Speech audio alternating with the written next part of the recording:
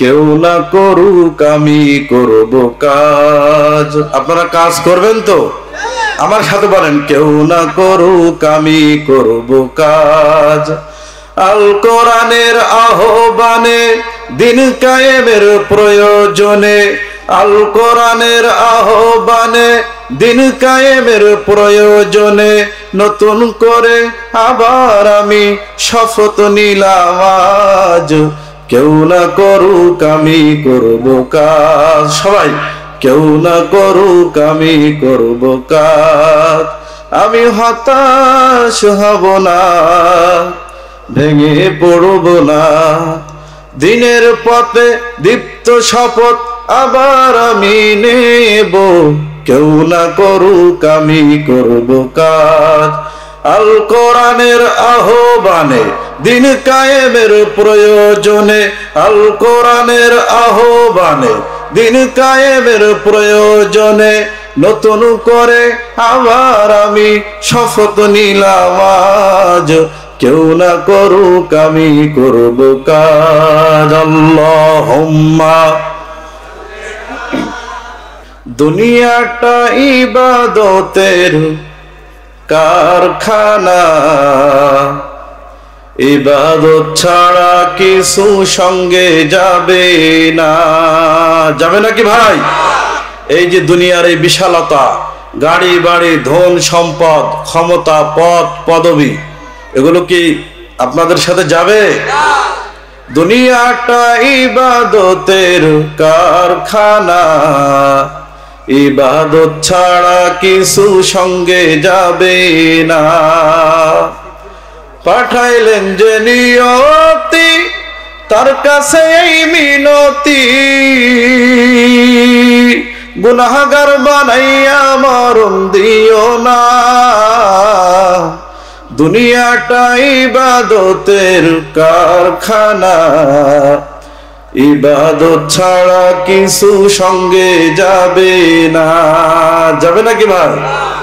জীবনে করলা কত ভালো আর মন্দ, সব কিছুর হিসাব তোমায় দিতে হবে কিন্তু, ঠিক কিনা?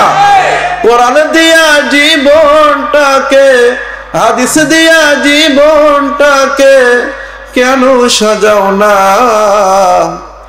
ইবাদত ছাড়া কিছু সঙ্গে যাবে না। দুনিয়াটা ইবাদতের কারখানা, ইবাদত ছাড়া কিছু সঙ্গে যাবে না। লা ইলাহা মদিনা নাম কত মধু,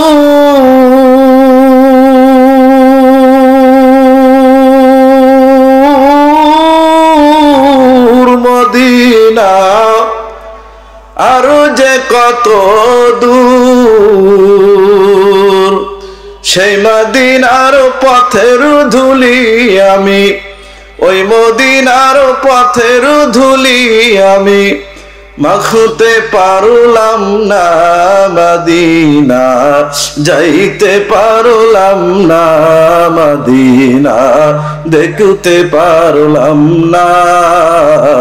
আমার বন্ধুগণ, আপনারা মদিনা যেতে চান?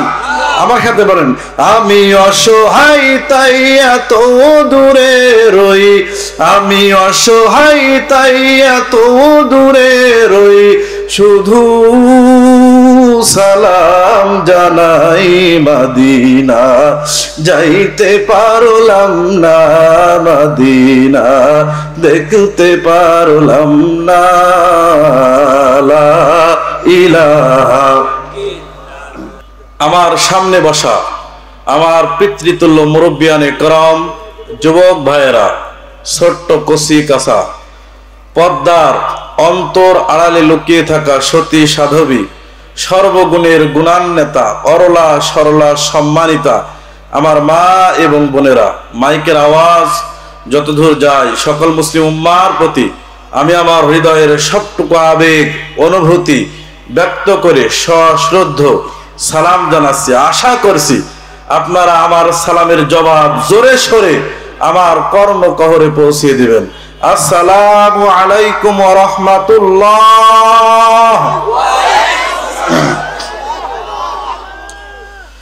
বিনয় অবনত চিত্তে কালিমাতুশ শুকরিয়া আদায় করি মহান আল্লাহ সুবহানাহু ওয়া তাআলার দফতরে, যাহার হাতের মুঠোয় আমাদের সকলের জীবন মৃত্যুর চাবিকাঠি। আমার বন্ধুগণ, যিনি ইচ্ছা করলে আমাদেরকে আজকের এই বিশাল তাফসীর মাহফিলে না নিয়ে আসতেও পারতেন। প্রিয় ভাইয়েরা, এই জনপদের কত মানুষ আছে, তারা যদি আজকে এই অনুষ্ঠানে আসতো, এই অনুষ্ঠানে আজকে কিন্তু জায়গা হতো না। কিন্তু আল্লাহ সুবহানাহু ওয়া তাআলা তাদের ভিতরে আমাদেরকে নির্বাচিত করে ছাঁটাই করে জান্নাতের এক টুকরা স্থান আমাদের জন্য বরাদ্দ করেছেন। এজন্য আমরা সকলেই বিনয় অবনত চিত্তে কালিমাতুশ শুকরিয়া আদায় করছি। আমরা সকলে বলি আলহামদুলিল্লাহ।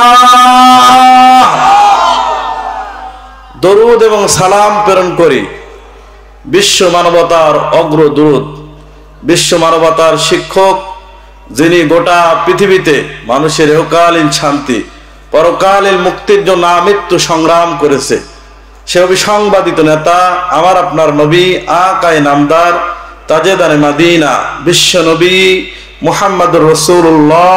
আমরা সকলে বলি সাল্লাল্লাহু। আমার প্রিয় ভাইয়েরা, দোয়া এবং ইস্তেগফার কামনা করি এ জমিনে যারা আল্লাহর দ্বীনকে প্রতিষ্ঠিত করার জন্য নিজেদের জীবনকে আল্লাহর জন্য কুরবানি করেছেন। 2024-এর 5 আগস্ট এই কাঙ্ক্ষিত সাফল্য নিয়ে আসার জন্য বাংলার আপামর বিশেষ করে ছাত্র জনতা, তারা তাদের নিজের জীবনকে বিলীন দিয়ে এই জালেম নব্য ফেরাউন লেডি ফেরাউনকে তারা বিদায় দিতে গিয়ে তারা তাদের জীবনকে তারা উৎসর্গ করেছেন। শহীদ আবু সাইদ, শহীদ মীর মুগ্ধ সহ নাম না জানা অসংখ্য হাজার হাজার মানুষ তারা জীবন দিয়েছে।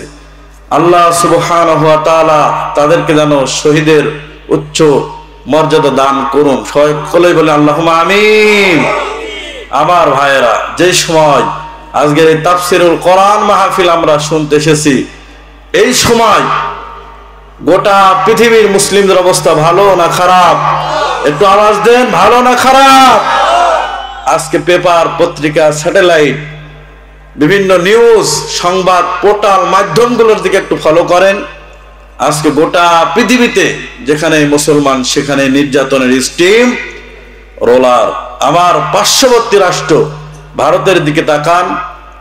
বাংলাদেশের এই আবহাওয়া, এই পরিস্থিতির কারণে অসংখ্য জায়গায় বিনা কারণে এক কথায় পা দিয়ে ঝগড়া বাঁধিয়ে মুসলিমদেরকে হত্যা করা হচ্ছে।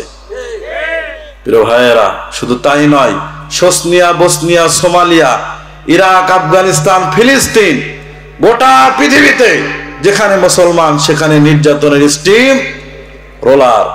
আল্লাহ সুবহানাহু ওয়া তাআলা এই গোটা পৃথিবীতে প্রতিকূল অবস্থার মধ্য দিয়ে, মুসলিমদের এই নিপীড়ন নির্যাতনের মধ্য দিয়ে আমাদেরকে একটা শান্তির একটি শান্তির জায়গা তিনি আমাদেরকে দান করেছে, এই ছোট্ট বাংলাদেশ।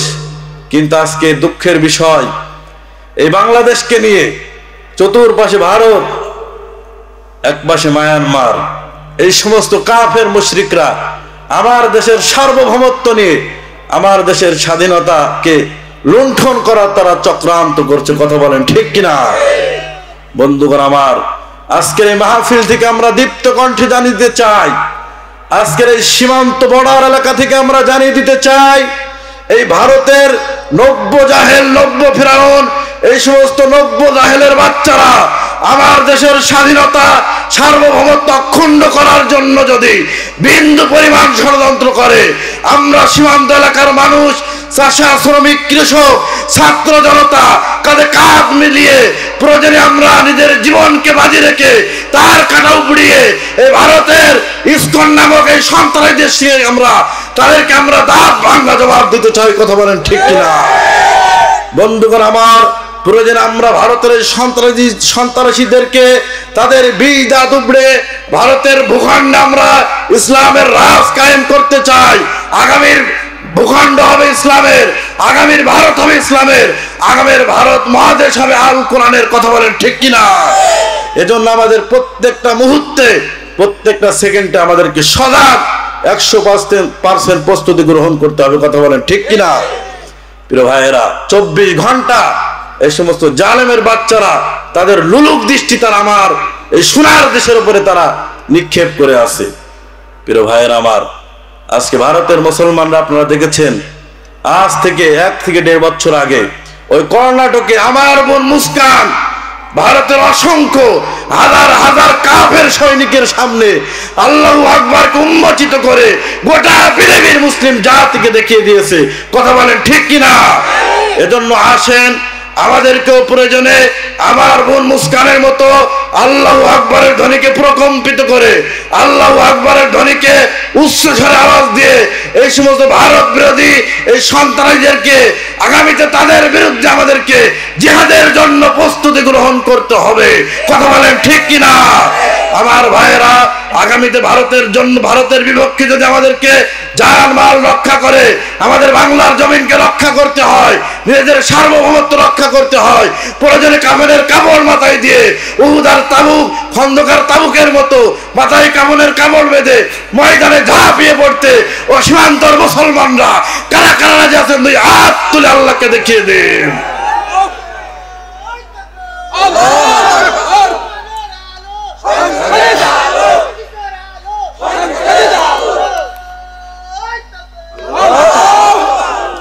বিপ্লব মানে জীবন দেওয়া, বসে থাকা নয়, সে কোনো দিন আসবে না রে করো যদি ভয়। আসবে নাকি ভাই? বিপ্লব মানে জীবন দেওয়া, বসে থাকা নয়, সে কোনো দিন আসবে না রে করো যদি ভয়। আসবে বিজয় রক্ত আর জীবনের বিনিময়। ঠিক কিনা? আসবে বিজয় রক্ত আর জীবনের বিনিময়, তবুও তোমায় লড়তেই হবে, মানিবে না পরাজয়।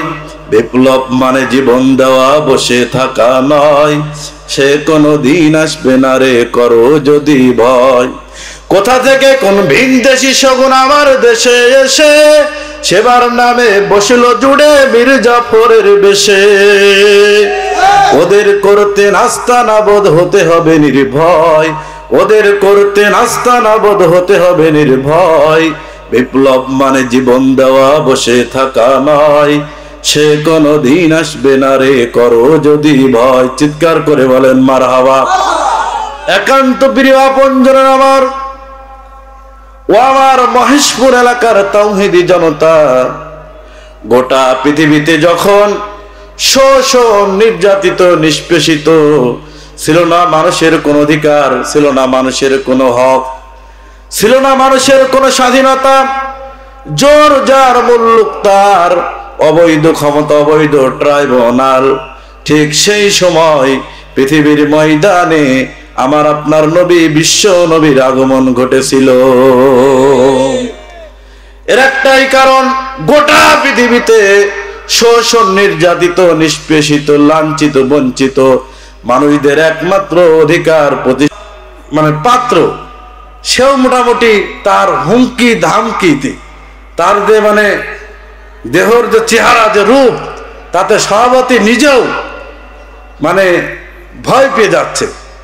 তো আমাকে সর্বশেষ ওয়ার্নিং দেয়া হলো, নেক্সট টাইমে যদি কোনো সরকার বিরোধী, কোনো সরকার দলীয় লোকের ইশারা ইঙ্গিত করে যদি কোনো বক্তব্য দেওয়া হয়, আপনাকে শুধু গ্রেফতার নয়, আপনাকে কাউন্টার অ্যাটাক করে খালিশপুরি বিজিবি ক্যাম্প থেকে, ঝিনাইদহ র্যাবের ক্যাম্প থেকে, থানা থেকে, পুলিশ ক্যাম্প থেকে, যৌথ বাহিনী দিয়ে আপনাকে অ্যাটাক করে রাতে আপনাকে বন্দুক যুদ্ধে ক্রস ফায়ারে দিতে আমি বাধ্য হব। প্রিয় ভাইয়েরা, আশ্চর্য, আমার এই কথা শুনে গা হাত পা থরথর করে কাঁপতে লাগলো যে আল্লাহ বলছে কি আর কি বা বললাম। সেই দিন আপনার মসজিদে আলোচনা করেছিলাম মিরাজের কাহিনী নিয়ে। এই যে এখন বর্তমান মিরাজ চলছে, মিরাজের কাহিনী, মিরাজের আমলের উপরে বামনগাছার সভাপতি হাশেম আলী ভাই, আপনারা অনেকে চেনেন। হাশেম আলী ভাই খুব ভালো মানুষ। তিনি তার নিজস্ব হেকমত অনুযায়ী আমাকে ওখান থেকে নিয়ে চলে আসলো। তো আসলে দেখেন, আজ থেকে 5-6 মাস আগে কোথায় ছিল বাংলার প্রেক্ষাপট? সামান্য একটা মসজিদে জুম্মার খুতবা পর্যন্ত আমরা দিতে পারিনি, তাদের তাণ্ডবে কথা বলেন ঠিক কিনা? আজকে তারা নাই। এজন্য আমি আজকের এই মাহফিল থেকে আমি আপনাদেরকে শিক্ষা দিতে চাই, আগামীতে যারা ক্ষমতায় আসবে এখান থেকে শিক্ষা নিতে হবে। আল্লাহ তো শিক্ষা দেওয়ার জন্য ফিরাউনকে রেখেই দিয়েছে।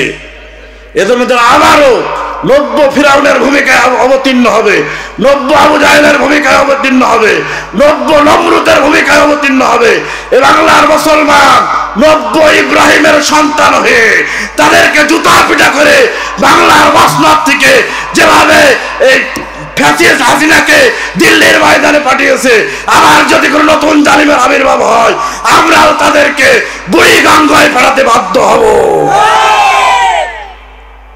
প্রিয় ভাইয়েরা আসেন, আজকে খুব দুঃখ লাগে, এটা আনন্দের দুঃখ। আজকে কোথায় গেল তারা?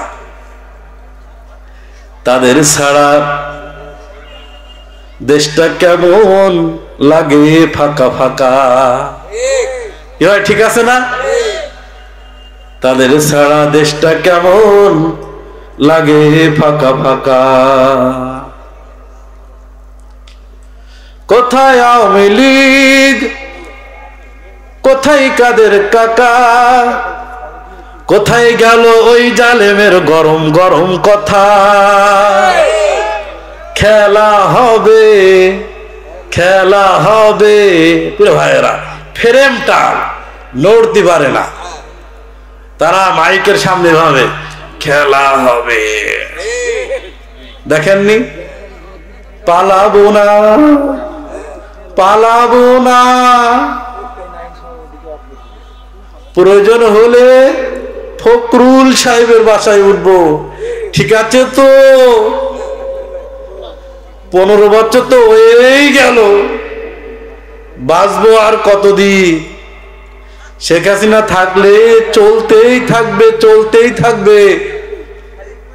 বিএনপিরা ঈদের পরে আন্দোলন করবে, করুক, আমরা প্রস্তুত। কি আমরা কি প্রস্তুত আছি? আপনারা প্রস্তুত আছেন তো? আগামীতে বাংলায় খেলা হবে, সেটা হলো আমাদের কোরআন নিয়ে খেলা। একান্ত প্রিয় আপনজন আমার আসেন, আল্লাহর জমিনে আল্লাহর দিনকে প্রতিষ্ঠিত করার জন্য আমাদের অবশ্যই পরীক্ষা দিতে হবে, অবশ্যই আমাদের জেল জুলুম নির্যাতন আর মামলা হামলা হবে। এটাই তো মুমিনের জীবনের লক্ষ্য উদ্দেশ্য, ঠিক কিনা?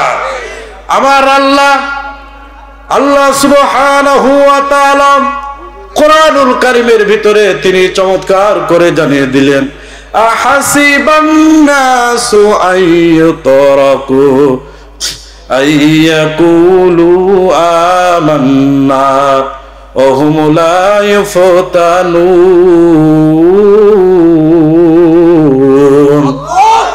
বন্ধুগণ আমার, তোমরা কি মনে করেছো শুধুমাত্র ঈমান এনেছি আর আমরা জান্নাতে চলে যাব? না না না, যারা ঈমানের দাবিতে বিশ্বাস স্থাপন করেছে আল্লাহ সুবহানাহু ওয়া তাআলা অবশ্যই তাদের উপরে পরীক্ষা নেবে। আমরা দেখেছি আমাদের উত্তরসূরিরা তারা পরীক্ষা দিয়ে এ কাফেলায় পথ আমাদেরকে দেখিয়ে দিয়েছে, কথা বলেন ঠিক কিনা? সাহাবারা যেভাবে জীবন দিয়েছে, নবী রাসূলগণ যেভাবে জীবন দিয়েছে, আমরা বাংলার জমিনে দেখতে পেয়েছি আমাদের রাহবাররাও একই কায়দায় কিন্তু জীবন দিয়ে চলে গিয়েছে। রাত 12টার সময় ফাঁসি হবে, সন্ধ্যা 6টার সময় কারা কর্তৃপক্ষের সাথে শেষ দেখা করার জন্য নির্দেশ দিয়েছে।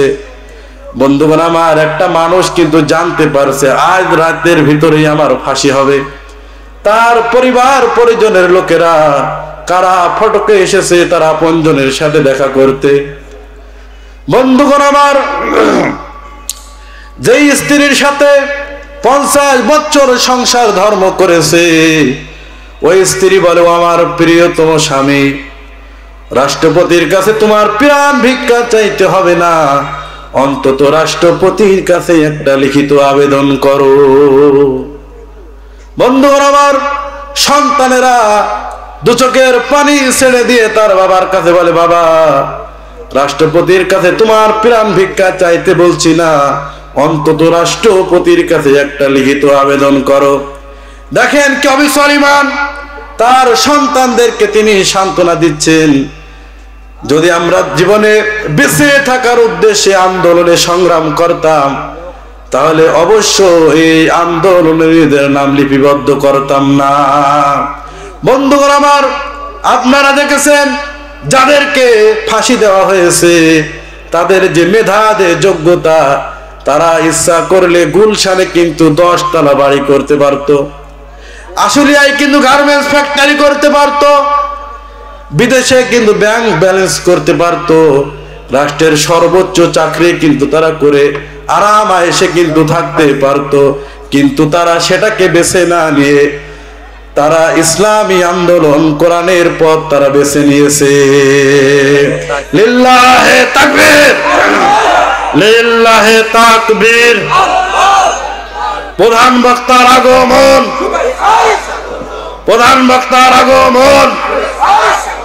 পুরাতন কুলার পক্ষ থেকে, যুব সমাজের পক্ষ থেকে লিল্লাহে তাকবীর। আলহামদুলিল্লাহ, আমাদের প্রধান বক্তা, প্রধান আলোচক, সারা বাংলার আলোড়ন সৃষ্টিকারী, দ্বিতীয় আমির হামজা খ্যাত, সুদূর নীলফামারী থেকে আগত বন্ধুবর আলমগীর হোসেন বিপ্লব ইতিমধ্যে আমাদের মাঝে তিনি তাশরিফ নিয়েছেন। আমাদের আর কোনো চিন্তা আছে? সকলে আলহামদুলিল্লাহ। ভাইরা আসেন, আমরা আর সময় নেব না, কিছুক্ষণের ভিতরে আমরা তার হাতে আমরা মাইক ছেড়ে দেবো। আসেন, কাম টু মাই পয়েন্ট, যে পয়েন্ট নিয়ে আলোচনা করছিলাম। একান্ত প্রিয় বন্ধুগণ আমার, দেখেন কি অবিচল ঈমান, তারা তার স্ত্রী সন্তানদের সান্ত্বনা দিচ্ছে।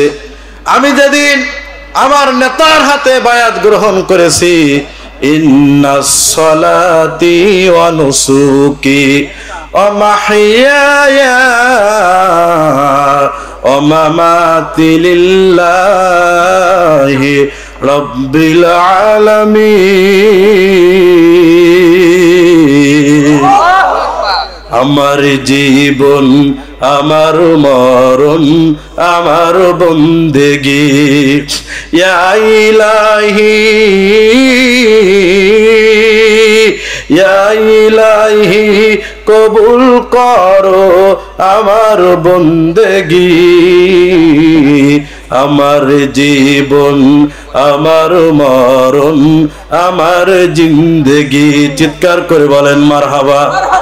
আমার প্রিয় ভাইরা, একান্ত প্রিয় আপনজন আমার, এজন্য আপনাদের প্রতি সর্বশেষ একটাই মেসেজ, আপনারা মানব রচিত সমস্ত মতবাদকে কবর দিয়ে আল্লাহর জমিনে আল্লাহর দিনকে প্রতিষ্ঠিত করে একজন সৎ সাহসী মুজাহিদ হিসাবে নিজের জীবনকে বাজি রেখে আল্লাহর সৈনিক হিসাবে নিজেদের নামকে আপনারা লিপিবদ্ধ করে নেন।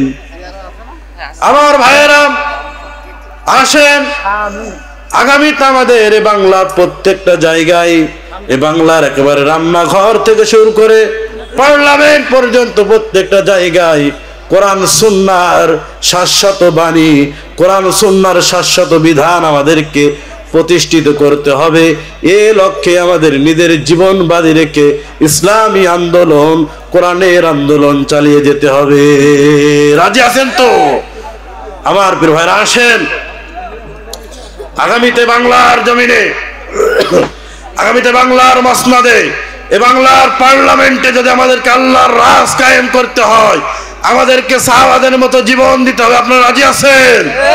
আমার প্রিয় ভাইয়েরা, বদর আর উহুদ, খন্দকার তাবুকের মতো মাথায় কাফনের কাপড় বেঁধে যদি আমাদেরকে ময়দানে ঝাঁপিয়ে পড়তে হয়, বাংলার একেবারে রান্নাঘর থেকে শুরু করে একেবারে সচিবালয়, ওসি, ডিসি, এসপি, একেবারে গণভবন, সচিবালয়, বঙ্গভবন থেকে শুরু করে সংসদ ভবন থেকে শুরু করে হোয়াইট হাউস পর্যন্ত আমাদেরকে আল্লাহর কোরআনের রাজ কায়েম করতে হবে। এজন্য আমাদেরকে সমস্ত নাস্তিক, মুরতাদ, সমস্ত জালেমদেরকে মোকাবেলা করার জন্য, তাদের বিষ দাঁত চুবড়ানোর জন্য আমাদেরকে শহীদ কেতুমের বাঁশের কাল্লার মতো এক একটা লাঠি নিয়ে যদি আমাদেরকে কালেমার শাশ্বত বাণী গোটা পৃথিবীতে আমাদেরকে প্রতিষ্ঠিত করতে হয়, ও সীমান্ত এলাকার তাওহীদি জনতা, কারা কারা রাজি আছেন? দুই হাত তুলে আল্লাহকে দেখান।